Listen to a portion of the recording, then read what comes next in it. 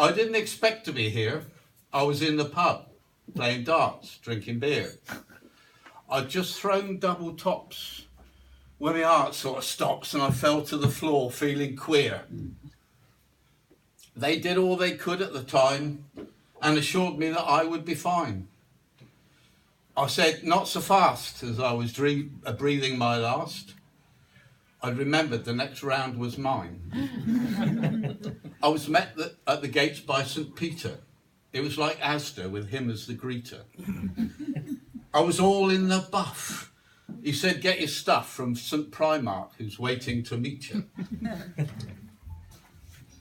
Now I've got this white chiffon gown. This isn't it, I borrowed it off the church. But now I've got this white chiffon gown that suits me right down to the ground, which of course isn't there. I don't need any socks because I've got gold flip-flops, but surprisingly cheap underwear.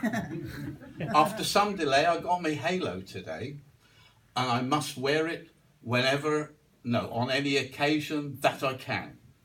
They've been in short supply since a plane fell from the sky full of nuns through the roof of the Vatican. Bit of improvisation there. In my welcome pack, I found a gold harp, but I haven't the faintest idea where to start. When I pick and pluck, it's a matter of luck, whether or not the twang hits the mark. I said, now look, I'm not one to moan, but couldn't I possibly have a trombone? I reckon I'd be a dab hand. They said, certainly not. Hang on a minute. Grace. Certainly not. You're a diaphanous ghost in the heavenly host, not some rough trade in a colliery band. No offence to the northerners there. There's no day or night in this place. It's a continuum of light, time and space. I just float like fluff, looking angelic and stuff, with a pious and thoroughly bored face. There's nothing to eat or drink. There's no celestial food or wine like you'd think. We're told nothing carnal must pass through our lips. God, I'd sup with the devil for a steak pie and chips. Mind you, they say it's tough down in hell, and surprisingly chilly as well. There's only one fire and the flame barely flickers, and you can't get near it for sailors and vicars. I was shocked to find there are no physical joys, no interaction between girls and boys. No flirting or fun, and no dilly-dally. It's a bit like the plot from When Harry Met Sally. But in heaven, as on earth, it seems there's a way to get what you want if you've the readies to pay. I was told that Gabby's the angel to see, so I bunged him a tenner. That's the usual fee. Gabby said there's a route that few of us know to make devilish trips to the bright lights below. I said, is that what most angels do? He said, on a Saturday night, there's a hell of a queue.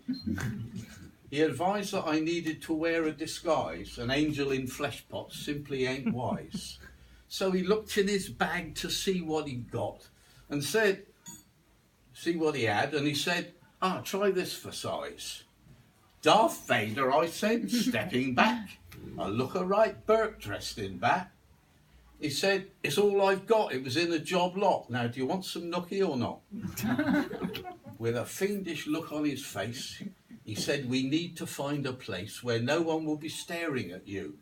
A fancy dress ball would be best of all, and there'll be stacks of earth crumpet there too. Well, the boots looked good on my feet, and the cloak covered my wings up a treat. It was a bit of an arse to pull on the mask. No wonder Darth Vader can't speak. So Gabby had a quick look at WhatsApp and Facebook and said, there's just the place there. There's a rave in East Cheam with Star Wars as the theme, and it's a dead cert for finding some spare. With a click of the mouse, I was inside the house without even ruffling a hair.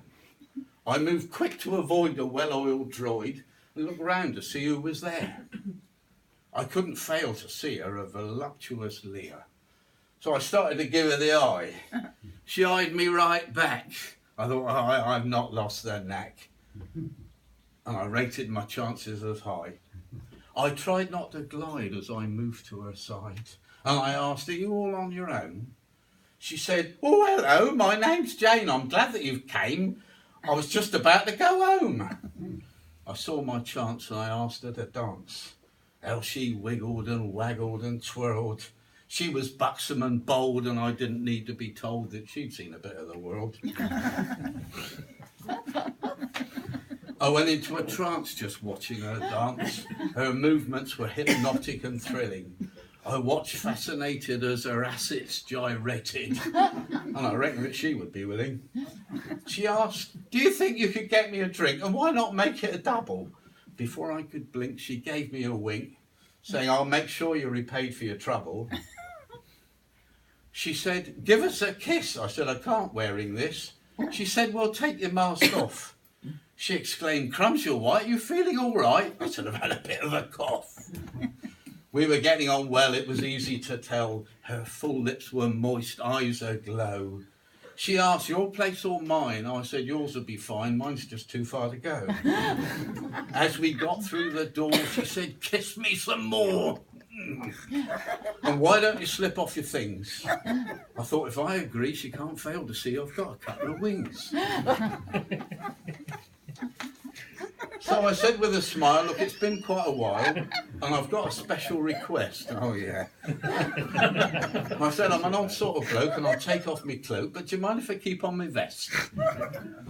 My lightsaber was glowing and hot. She said, my, what a big one you've got. You'll be needing the force, she giggled, of course. In your case, I said, probably not. So at it we went till our passions were spent. In fact, we were at it for most of the night. She was empathetic and caring, and sometimes quite daring. In fact, she proved an angel's delight.